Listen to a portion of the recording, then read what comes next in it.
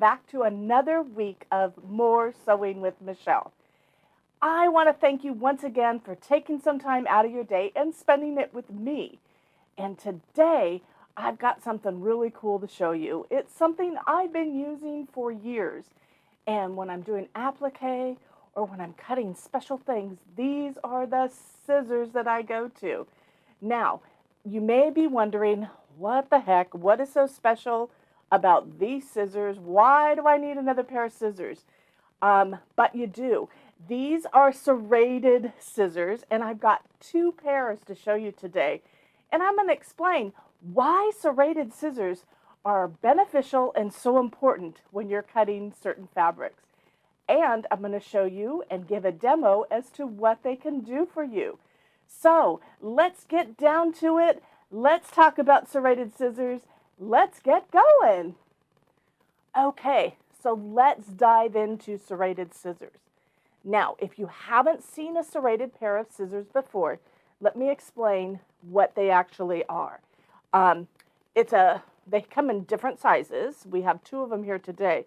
But it's a pair of scissors, just like your regular, sewing scissors. But in this case, one side of the blade actually has little notches in it. And that is what creates the serrated part of those. The other side is perfectly normal, super sharp. So I've never had to, in all the years that I've had serrated scissors, have to have them sharpened.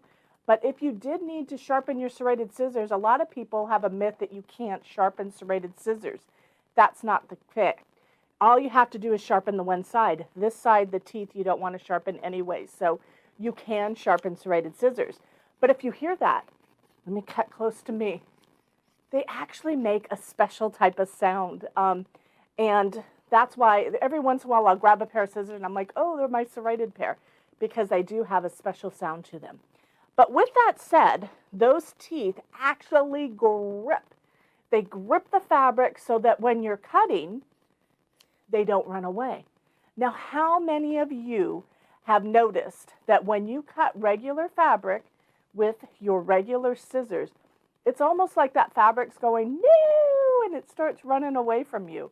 And what happens is, it's basic science, when these two blades are sandwiched down, the fabric in between is getting pushed away. So as you cut, it pushes it away. Now, oftentimes, depending upon how you're cutting, that can create gaps or little like saw teeth, ragged edges on what you're cutting. You'll notice that more if you're cutting around something circular. Now, when I make clothing and you're cutting out patterns, that's when I notice it a lot too, because you have something flat, you're cutting, like this on the table, and you'll see those little jag marks. Well, that's just because that fabric is trying to run away because of the science involved of cutting with scissors. It's not anything you've done. It happens to all of us. Some people aren't aware of it. But with these serrated scissors, let me grab my pair again, they actually will grip the fabric to make a more precise cut. And that's the science around it, and that's the beauty of it. And let me tell you, there's certain times, depending upon what I'm doing, that I always grab my serrated scissors. And I will admit, I got a few pairs of scissors in my drawer and also on top of my cabinet, ready to go at all times. But when I'm doing floral applique or any applique where I'm cutting out a lot of things, I will absolutely grab my serrated scissors because it makes the job more precise and it's just a better finished product. Now, the quilt behind me, this is Abilene, and it's a quilt designed by Laura Heine. And I love Laura Heine quilts, floral applique, and I've done a ton of them. But let me tell you, it's a lot of work. All of the little flowers behind me have to be cut out individually. So let me show you. So like on the ear here, this is all individual flowers that have been cut out. And I 100% use serrated scissors to do that because it grips that fabric and it just makes it easier anytime I'm cutting around a circle. Now, I already showed you one of the tricks that when you're cutting You don't want to turn your scissors. You want to turn the fabric when you're cutting. And I'll show that a little bit later again on my demo. But doing a large quilt like this that has a lot of hand cuts, you're going to want a pair of serrated scissors. They just make the job go faster, simpler, and it's more enjoyable. So let me get down to a demo and I'll talk a little bit more about why you're going to want serrated scissors. Okay, so once again, you know this probably by now, but if you go to moors-sew.com, you can click on the link for More Sewing with Michele, where you can pick up our 2 fabulous pair of Havel serrated scissors. Or you can click on the link in the description of the video, and that'll also take you to our website where you can purchase these scissors. I know you're going to love them. And let me talk a little bit about, have you ever wondered why a pair of scissors is called a pair of scissors? I did, and I looked it up. So in vulgar Latin, which I am not even going to try to use my mouth to create the word in Latin that means blade. But blade is for one thing. So when we have 2 blades, it's called a pair of scissors. So from Latin to English, we have 1 pair of scissors would be, one blade would be a scissor, 2 of them is a pair of scissors. Now here's another fact. If you have 1 pair of scissors and you add another pair of scissors, what is that called? Well, it's basically called 2 pairs of scissors. So you have the 1 pair and now you have 2 pairs. Easy as that. And it goes on and on if you have 3 pairs, etc. So a little bit of information for you. And like I said, don't forget to click on the link in the description or go to moors-sew.com where you can pick up these wonderful scissors that we have for you today. Okay, so I want to do a demo so that you understand exactly what I mean by how it grips that fabric when it's cutting. Now, like I said, my normal scissors, and these are a great pair of scissors that I absolutely love for sewing. But as I cut, you'll see I've got some polyester fabric here, and I'm going to simply put the blade in. And as I cut, you see that that fabric runs away. It does not want to be cut. Let me do it again. You'll see that it runs away. Now watch the magic of the serrated scissors. It's going to grip this fabric. So I'm going to put it in, and once again, look, it's not running away. Isn't that awesome? I'm going to do it one more time so you can see. Same scissors, same thing, but it grips it. Now let me go back one more time and show how my awesome pair of scissors that I use for regular normal cutting, it runs away. And it's not, it's the type of fabric you're cutting. Now, one of the other things, I'll do it one more time, you'll see that it runs away. Try this at home. Try your good pair of scissors, get some shiny, more difficult type fabric to cut, and see if it does the same thing for you. I'm going to do it again. As you cut, you see that it just wants to run away. Same thing with the serrated. It goes nowhere. Love it. Now, super easy, fast demo, but that shows you exactly why these serrated scissors with these micro little tips are going to change the way you cut depending upon what type of sewing you're doing. Now, oftentimes when I am doing my quilt sandwiches, you obviously have to cut and square up your quilt using a rotary cutter. There's no way around that when you cut batting. But I love these scissors right here for cutting batting because it just grips it. And I get my batting on those big rolls, and when I go to cut it off, it's just easier using serrated scissors. So I love cutting batting with my scissors. The only time I really don't cut the batting with my scissors is once again when I'm squaring up my quilt. There's no way of getting around that because I put my ruler down, use my rotary cutter, and I haven't come up with a way yet not to do that because as we know, the batting fibers will get embedded in my rotary cutter mat. So I don't like that either. So I try to use good pair, excuse me, of scissors whenever I'm cutting my batting.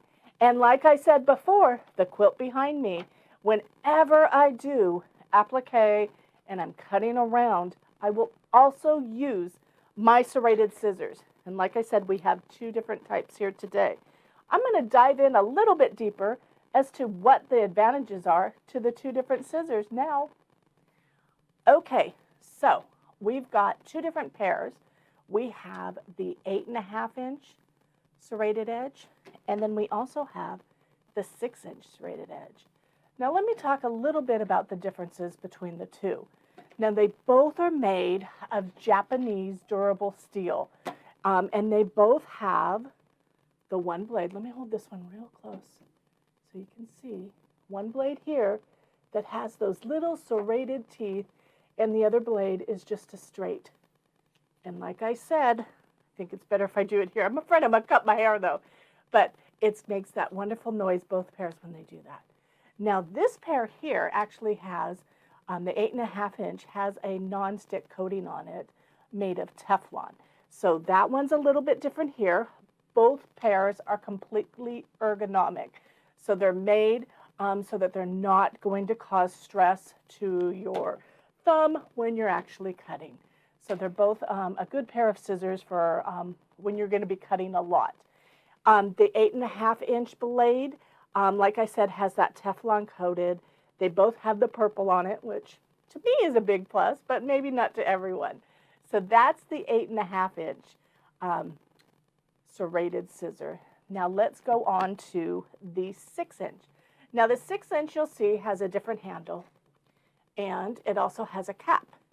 Now the 6-inch, you'll notice that that tip right there, super sharp. So you can get really in detailed to nooks and crannies, which is why when I'm doing floral applique or cutting around any sort of applique where I've added fusible to it, it's just perfect for that because it can really grip and cut to the end. And you can hear, once again, it makes that serrated noise when you're cutting. So on this one, it's got the same thing, the blade's there. I'll hold it up real close, show you the other side. One thing that I forgot to mention, and I'll talk about this when it comes down to scissors, period. And speaking of that, let's talk about history of scissors. I don't know if you know this, but a lot of people give Leonardo da Vinci credit for inventing scissors. But alas, that's not correct. Historians actually believe that the scissors were invented in the Middle East about 3,000 to 4,000 years ago. So we've been using scissors as humanoids for a long, long time, and they've come a long way since. Let me talk really quick about another thing. There is the screw that kind of holds the two blades together. Now that screw on all of my pairs of scissors, I've never really had to oil. Now I used to be, a little known fact here about Michelle, I used to be an animal groomer, and I groomed, dogs, cats, rabbits, you named it. If it had fur, I cut it. And those scissors took a lot more abuse because God knows I will not put my regular scissors through the abuse that they had. I was cutting in wet, the chemicals involved, the whole 9 yards. So I used to have to oil the screw, is where I'm getting to again. I get way off track. I'm so sorry. But anyways, on all of my crafting scissors, I still have never had to oil.